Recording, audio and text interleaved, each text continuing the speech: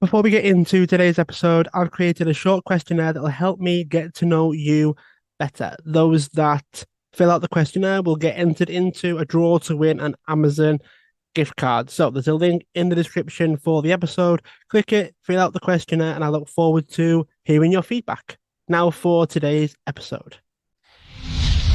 This is the Michael Brian Show.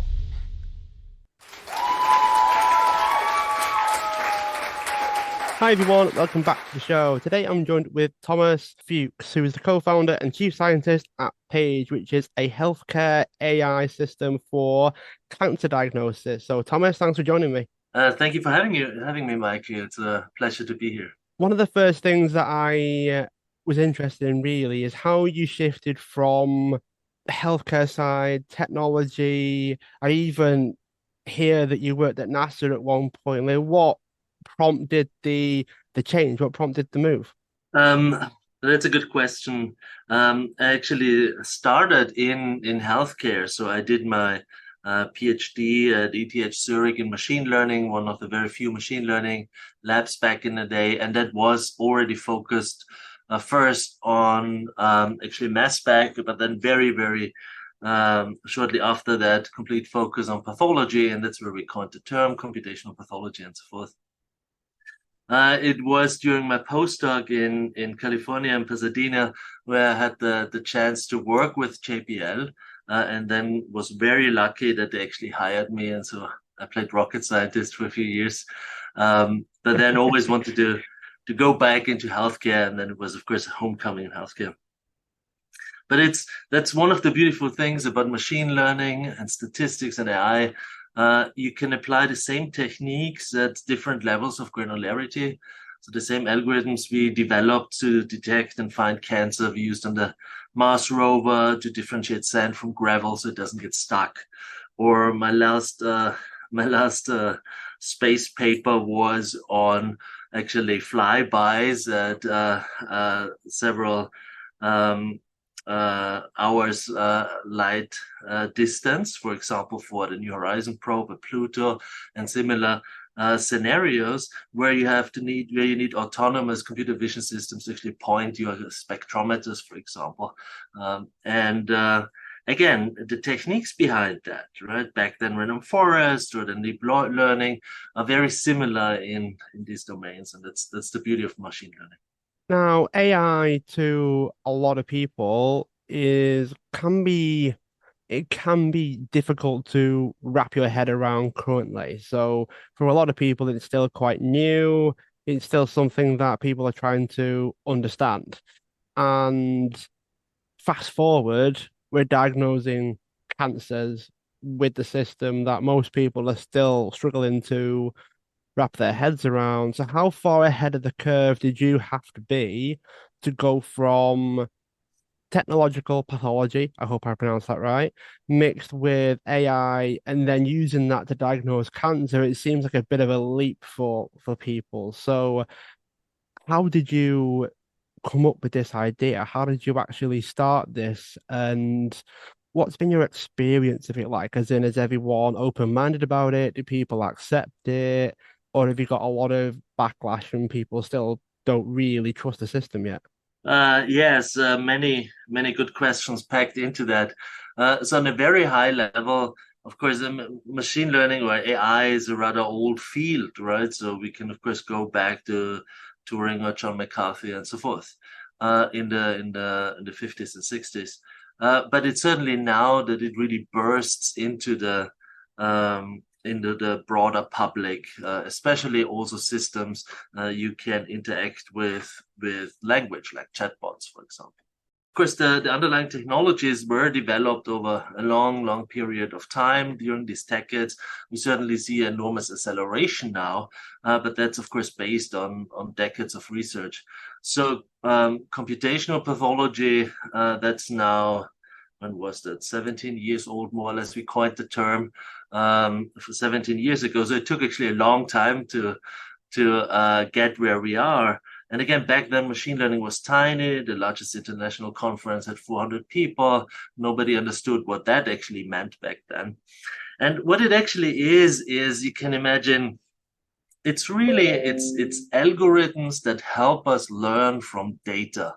So instead of coming up with a model where you know beforehand, I don't know, if blood pressure goes up and then I don't know, the cortisol levels go down, and it's this disease. It's really an algorithm that looks at the 100 patients and figures out by itself what it actually means. And that could be as simple as I described now, or could be as complex as these very large models we use these days with billions of parameters.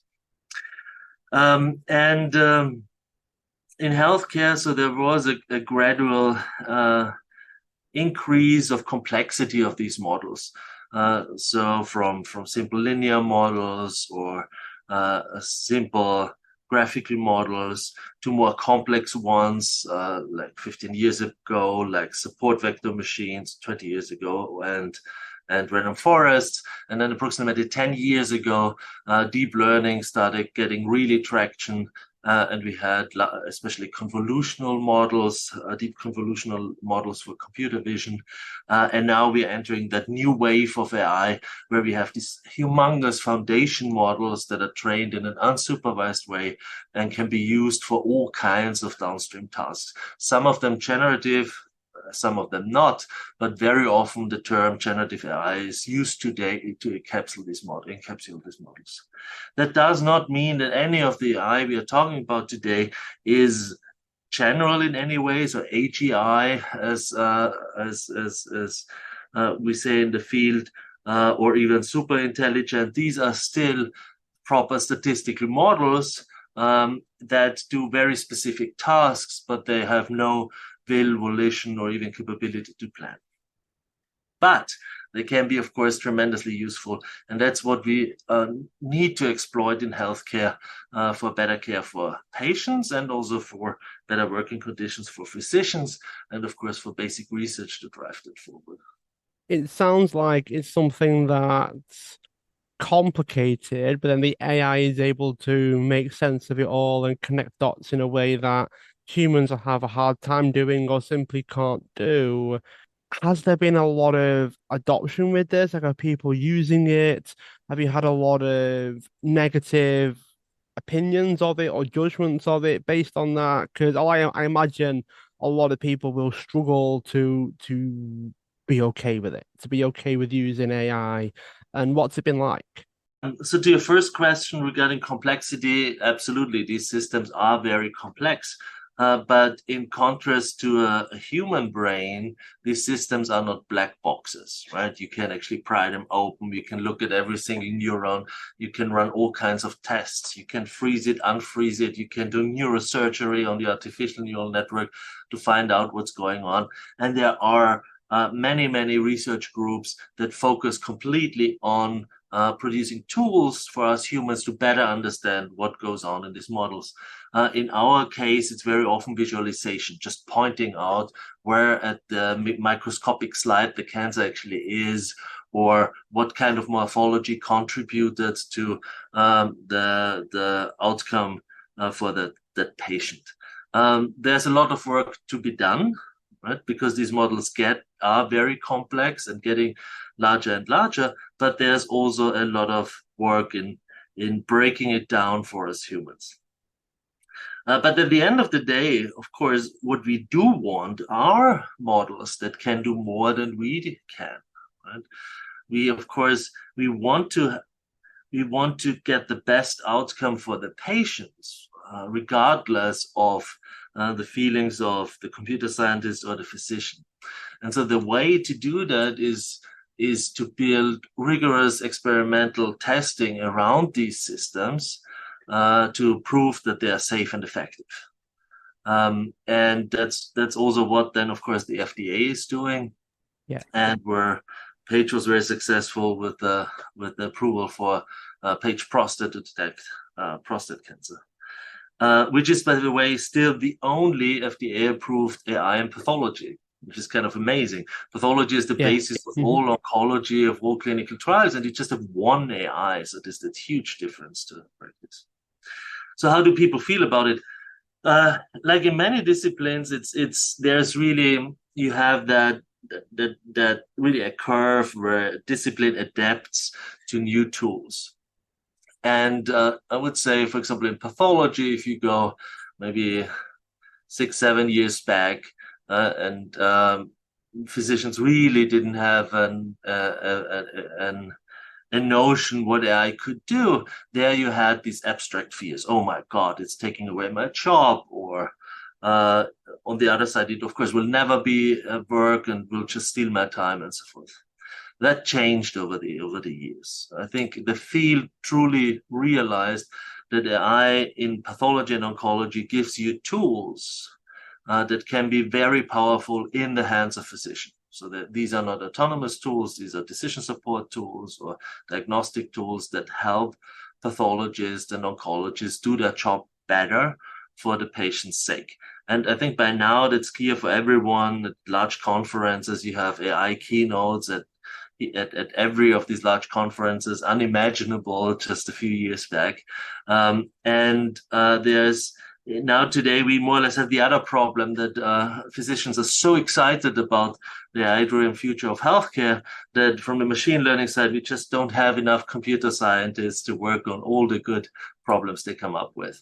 And so Wow. it goes in these circles. And these days, it's of course great to be at the in that wave of excitement, but that wasn't the case in the past, right? It's interesting that you've now don't have enough technology to keep up with the demand from, scientists and therapists or doctors, consultants, that sort of thing. And you're actually struggling to keep up with the mass adoption, I guess you could say, of the actual technology itself. Oh, absolutely. So that's one of the biggest problems. So at Mount Sinai, we actually founded a department for AI and human health, the first of its kind at the medical school, that gives a home to computer scientists who spent their lives on machine learning but applied to healthcare, that they can really operate effectively within the largest health system of New York City. And their goal is, of course, always to be as successful as Paige was in pathology, but also, for example, for other disciplines where AI can significantly help, from ophthalmology to cardiology, urology, and so forth.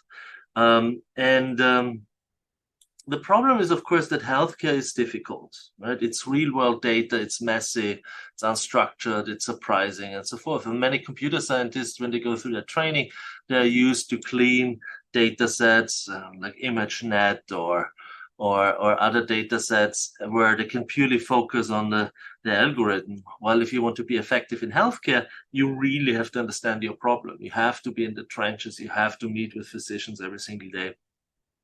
And that's an enormous effort. Of course, it's not as well paid as if you go to a big tech firm in addition, right? So we really are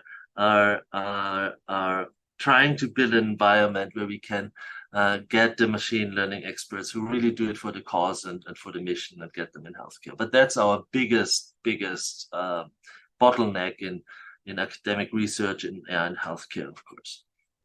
It sounds like you're having a strange battle or relationship with the idea of being more altruistic and doing things to benefit the people, despite the money not being there, the funding not being there, the people potentially not being there. It seems like you're trying to do the best with what you have. That's true. I mean, compared to the past, again, there's really no reason to complain because, again, now every physician wants to be part of it. I think everybody understands now that AI will be an integral part of healthcare. Absolutely, in nearly all areas, from how nurses do their jobs to physicians to how hospital operations are run. And that change in thought is, of course, a very positive one. And the AI is at Mount Sinai, for example, is at the table in all these conversations and decisions. And it's a great environment. But of course, it's much more difficult than optimizing ad placement at one of the big tech firms or stratifying teenagers for social networks and so forth.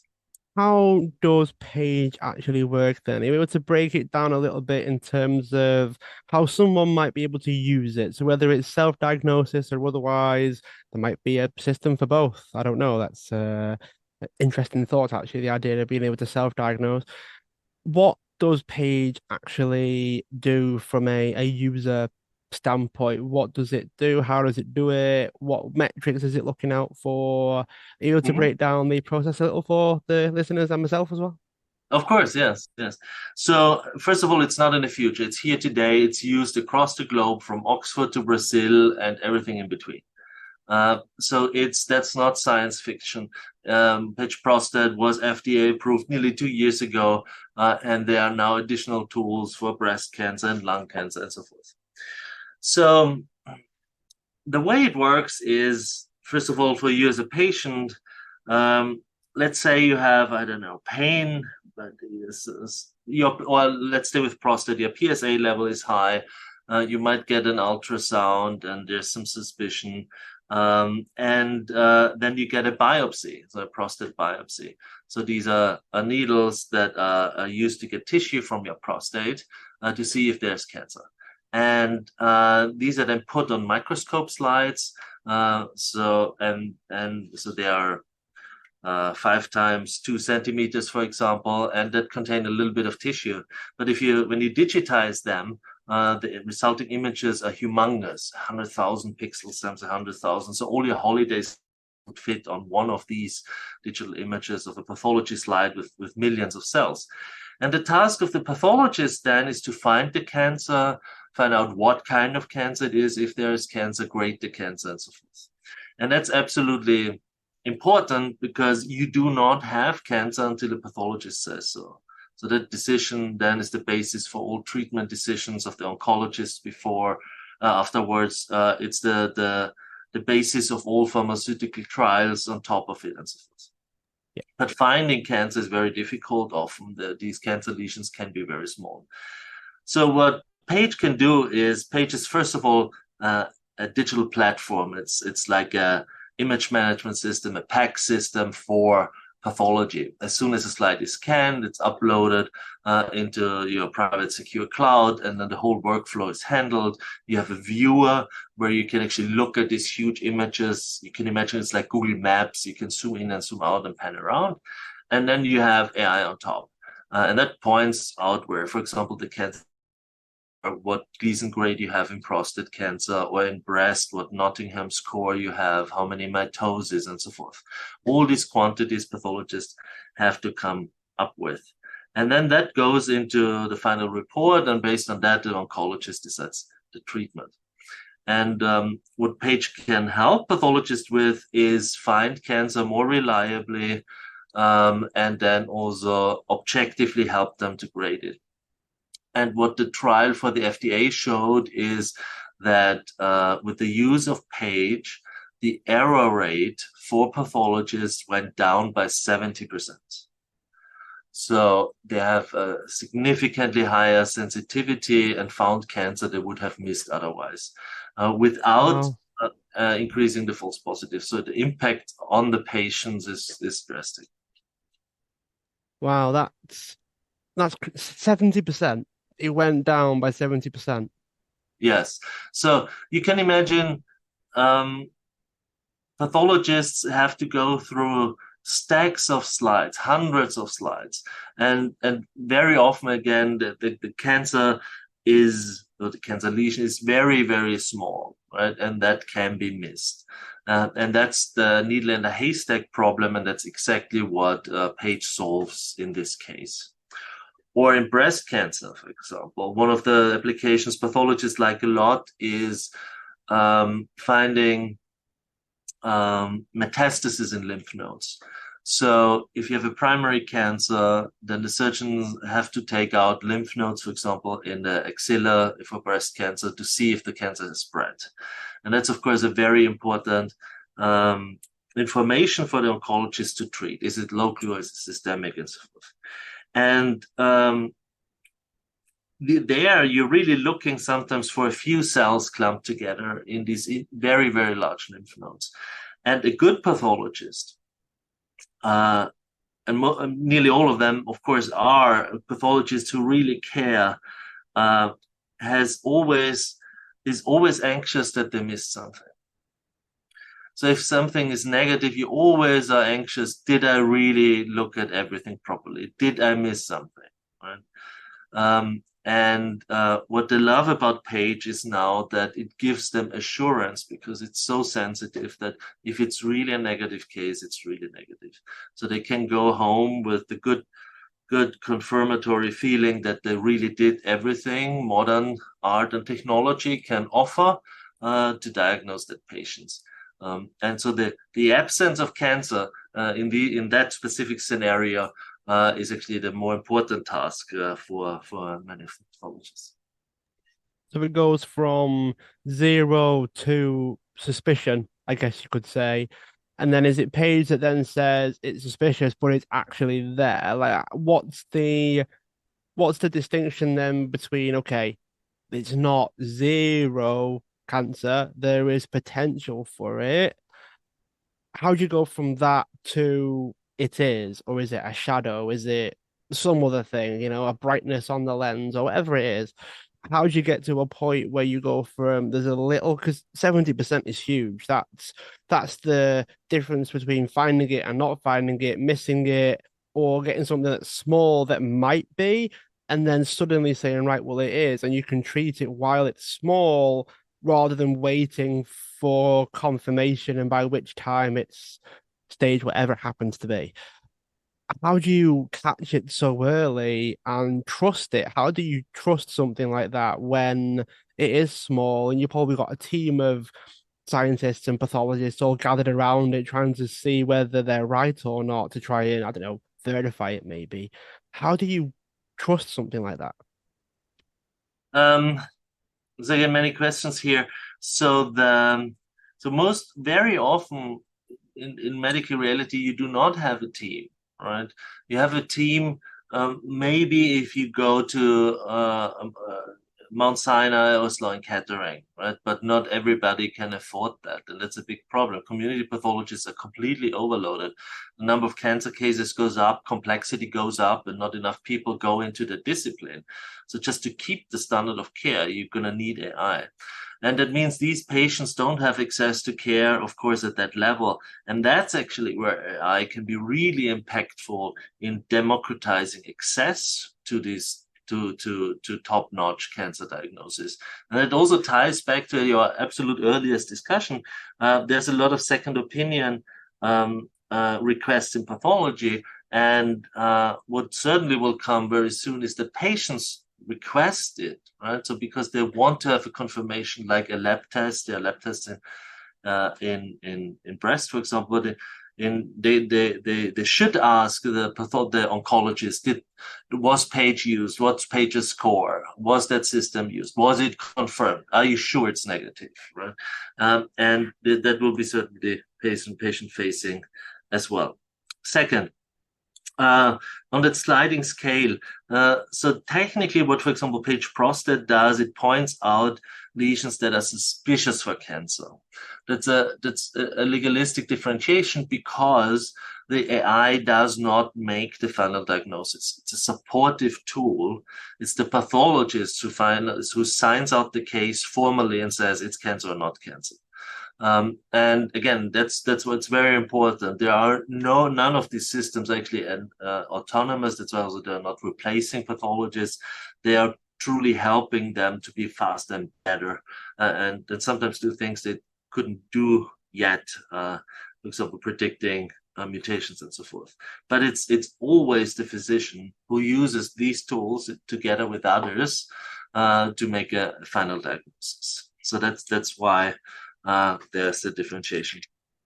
Technically, it also goes into the question is that you can assert confidence from a machine learning point of view to these kinds of decisions, but that's something the regulatory bodies, be it in the EU or the FDA, don't really like. So most of these tests have to be binary or few categories, because otherwise you would have to prove out how a physician actually reacts to a sliding scale. How do you trust it? That's a very good point. right? That's a very, very good point. That's a very important point, right? So first of all, trust who? The patient or the physician, but let's start with the physicians, for example. And we discussed before, there are, of course, things like you can visualize it, you can show it. Very often that is enough, because when they see the cancer, they know it's cancer, they just didn't find it, right? So pointing it out sometimes solves all the problems. If you have more complex tasks, like, for example, algorithms that predict the response to treatment, for example, immunotherapy, then the underlying interplay of morphology and cell distributions and so forth can be very complex. Right? And that's not easy to grasp for a human, because we are not trained to think in these highly spatial, complex situations. And the scientific way, of course, to generate trust is to have proper experimental setup. So you really have a training set you train on, a separate validation set where during development to test on, and then you have external test sets. And for example, Paige prostate, we tested on 14,000 patients out of 800 different institutions, out of 45 countries globally. So these were slides from India, from China, from France with saffron in it, from South America, Africa, all places in Europe, the US, and showed that Paige works off the shelf for all of these patients. And then lastly, and that's the highest level of approval, is you have regulatory agencies like the FDA who do that properly. And that's not just binary. So the FDA study was, they had pathologists do their task without Paige and then with Paige. And then we looked at the difference. So it's not standalone. So it's really the question, how does the tool, the AI, impact the final decision-making of the pathologist? And that led to these amazing results and the approval. But in addition, of course, the FDA also makes sure it's equitable. For example, you have to show that it works across ethnicities and ethnic backgrounds, that it works for junior pathologists and senior pathologists, that we actually had to enrich the data set with very difficult cases, with very small cases. It's made deliberately difficult for the AI. So that was a long process over 3 years with 45 meetings, 2,000 pages submitted. But that's okay. Complex AI systems should be regulated. That's something a pathologist cannot say in a LED process, that they just look at it and say, oh yeah, okay, I trust it, let's use it. No, it has to be tested properly. And that's why the FDA has an important role in the future of AI in healthcare.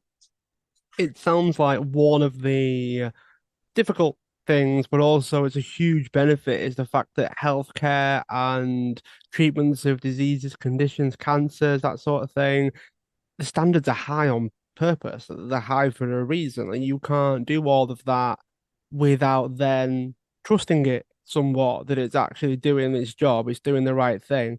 And sometimes people will probably wish the standards were a bit lower because they want to get involved or they want to do it and they want to play their part. And I think that in some ways the standards are quite high. But then what are your thoughts on, is it so high, and then you think, okay, well, if a computer can do it, should the standards be higher? Like, should we actually get to a point where it should be higher, so that anyone can create an AI and get it? If it gets to a point where every AI system can do it, what happens then? Do we just like fade out humans altogether because the FDA are passing AI computer systems left, right, and center now because the AI is getting that good? Is that okay? Well, there isn't really a place for humans all that much anymore. Yes, good question. So again, currently we are at the completely opposite side of the spectrum. Again, in pathology, if you want to choose AI and choose something that's safe and effective, you have the choice of one. And it's for quite some time. No other company could pass that hurdle, right? Because it is very high. It's rightfully high. It's important. But as community, of course, we have to develop better AI, generate data, build systems that can pass that hurdle because we need more AI in healthcare. It's I'm always saying today people are dying not because of AI, but because of the lack of AI in healthcare. And Yeah.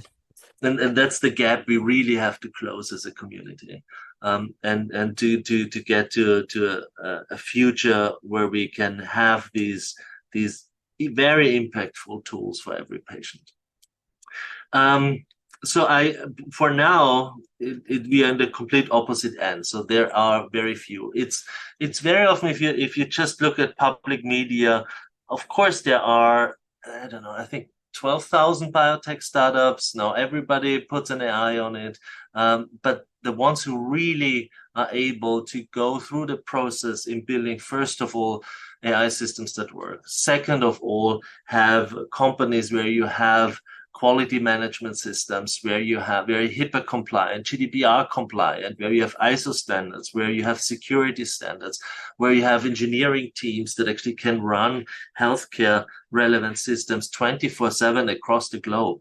There are so many practical hurdles beyond AI to run a regular that it is a very difficult task. I cannot envision a near-term future, I don't know, at least not in the next 20 years, where there would be too much approved AI, right? There's all kinds of fluff outside, and that's often very difficult also for physicians to sort out because all these companies are flooding them with PR materials and nice ROC curves and claim that their stuff works. But are not able or willing to actually go through the FDA to show that it really works. That said, there are certainly areas in regulation where the FDA could have a lighter touch. For example, scanners and viewers, they're quite established. I think there could be lighter touch. In generally, I think it's good to have a sliding scale based on the complexity of systems. If you have complex AI systems, you need teams of FDA officers who are knowledgeable and experienced to actually set up studies together with the companies and prove out that the thing works or it does not, like with drugs and everything else. But for more simpler things that just would speed up the digitization of pathology, for example, I think the agencies could be more lenient. Because of all of the stress that healthcare is under, really worldwide, everyone seems to talk about it. It's always understaffed, it's always underfunded, it's always struggling to keep up with the demand because, well, for want of a better expression, population's not going down. So eventually, the more people will naturally get sick just because there's more of us, and the demand is naturally going to increase anyway. I wonder if the AI is a part of that solution. Do you think that eventually that will happen, whereby, okay, technology is going to bridge the gap between the supply and demand? How little supply there is versus the demand. Do you think technology will ever get to a point where it's able to I don't want to predict it to go really well, where all of a sudden everyone's taken care of all the time and everything works amazingly. But do you think we'll get close to that, Thomas, where, okay, AI can diagnose or part diagnose loads of people overnight? Let's say you've got it running 24/7 because people in Australia get sick and people in China do and people in the UK do, different time zones, that sort of thing. So we could do it 24/7. And then all someone would have to do on a daily basis is have a look and approve the ones that are accurate and ask Yes. it to do it again, and things like that. Do you think we'll get to a point where technology can actually fill this gap, fill this void between supply and demand? I hope so. I very much hope so. It's absolutely needed. We talked about the lack of pathologists in the US, for example, but in most parts of the world, it's much worse. And Monsanto does a lot of global public health in Nepal and in Guyana and South America and so forth. And in many of these countries, you only have a handful of pathologists for the whole country, right? There's just nobody there to actually serve their cancer patients. And in all these cases, again, AI can really open up access to cancer diagnosis patients wouldn't have in these countries at all. And so we work hard on that, and it's important, I think, and that's certainly the future of healthcare. But it's beyond the patient focus. It's also that we don't have enough physicians, we don't have enough nurses. They are burned out, especially after the pandemic. They're completely overloaded, and that's true for all countries. Right? And AI can help a lot also in workflow management in hospitals, for example, voice recognition and transcription in primary care. That a doctor doesn't have to sit in front of their PC and just write the whole time, but you have systems that recognize who is speaking. It's transcribed and abstracted, put in context, and so forth. That already exists. These things are piloted, and that helps physicians drastically. Or nurses are only alerted to cases in the ICU where really something is going wrong, and it reduces the amount of false alarms. Or leadership can better decide how the beds are distributed, what kind of beds are used, and so forth. And in all these areas, AI is already used and will be used more. And it is necessary, otherwise we cannot keep the standard of care. And I mean, in the US, life expectancy went down even before the pandemic, right? The need is absolutely drastic. Yeah, I imagine that created a strange scenario for you guys at Paige where, okay, well, before the pandemic, we're not getting healthier, we're not getting better, we're not living longer. If life expectancy is going down, there's something there. There's something that's causing that. And then I imagine, did it go down again during the pandemic? Did that also kind of knock it down a bit as well? Of course, yes, yes, but that was true for all countries, of course, yeah. But the US was the first developed country where life expectancy was going down. Of course, many of these problems are political, right? We don't have to talk around that, right? It's how you build your healthcare systems, and many of these problems cannot be solved by AI because they have to be solved by politics. But the there are there's a plethora of areas where we as scientists and engineers can build AI that helps patients and physicians drastically. And that will be more and more. And as you said, also for home diagnosis, I mean, there you can do in psychiatry, for example, these systems are very good. Also, large language models for conversations or and so forth. And these days, of course, we are in the early days. You have all kinds of fabulation and whatnot, but these systems will get better for the specific users, and that will help patients a lot. Early diagnosis go up, and then again, access for the whole population. Well, I really do hope that it continues, really. I hope the technology continues to do its thing, continues to take the burden away from humans to do things that we can't do or we struggle to do, or the idea of it being better by 70%, that's it's almost twice as good. So And the error rate went down by 70%, right? So the 70% less errors, and that's that's that's of course for the patients that are affected, that's huge.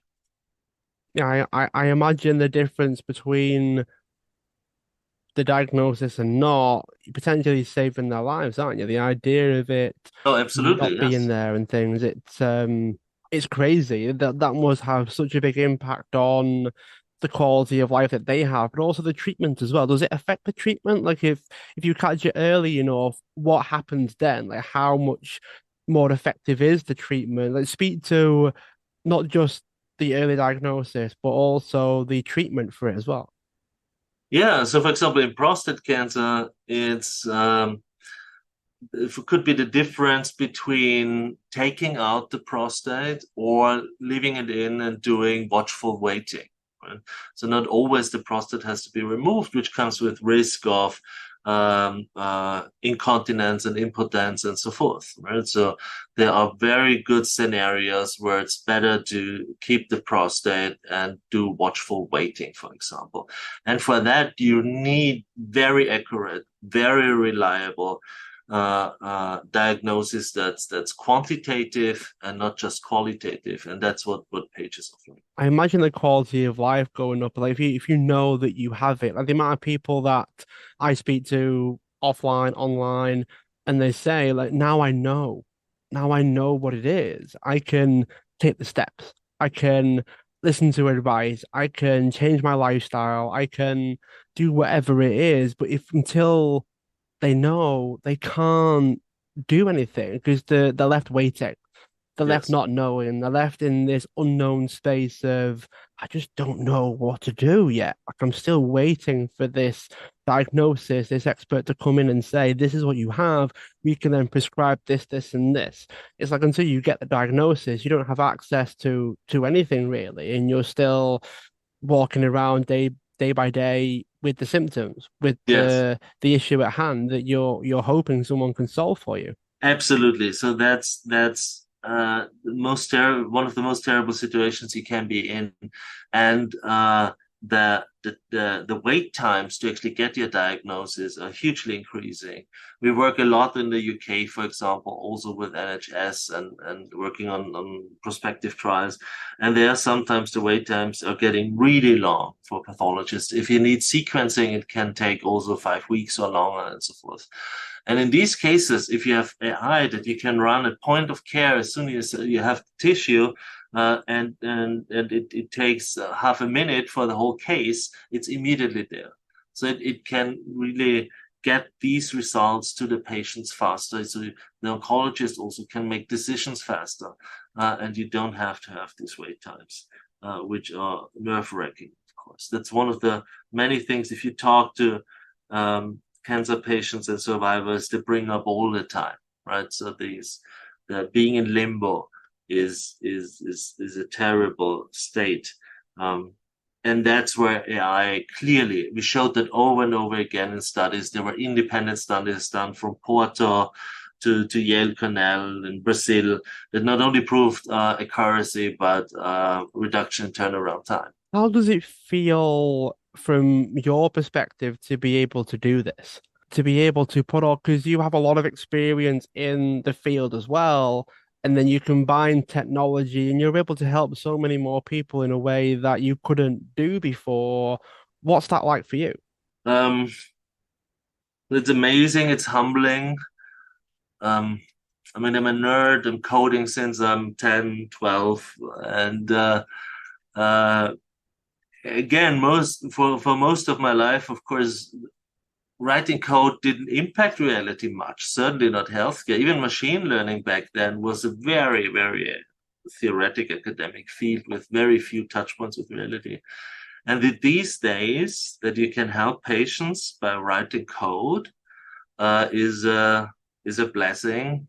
It's fantastic, and it's an accelerant, right? It AI will so much accelerate research and deployment of so necessary tools in healthcare that it's of course fabulous to be part of that. Um, Took a long time, right? We're talking about the two decades before that we Yeah. got to that Yeah. point. Um, but it's beautiful to have impact on patients' lives with code. Did you imagine when you were 10 or 12 that you'd be eventually saving lives with the words and numbers that you're typing on a computer? No, of course, absolutely not. No, Uh, that was too much science fiction. Although, of course, I love science fiction, but that was too much. well, Thomas, it's been great to have you on. I'm really excited for the future, particularly the amount of lives that'll be saved with AI technology. I think that if there's any area where we need help and where we could help, the most. It's living healthier, happier, and longer lives. So I'm excited for the future, Thomas. If people wanted to find out more about Paige, yourself, they wanted to connect, they wanted to get involved, how can they do that? So for Paige, you can just go to page.ai. If you are a student or researcher and want to be part more on the academic side, then please come to Mount Sinai. We have many AI programs for students, and again, postdocs, physicians, professorships, and so forth. That's a great place for the academic world. If you're a patient, ask your physician about Paige, your oncologist, your pathologist, to make sure you get the right diagnosis. And yeah, that's never hesitate to reach out. Thanks so much for being a guest on the show. Those that are listening, feel free to subscribe, share the show, tell others, and also leave a review wherever you are listening into your podcasts. Thomas, thanks for joining me. It's been great, and I look forward to keeping in touch. Thanks very much. Thank you so much, Michael. Really enjoyed it.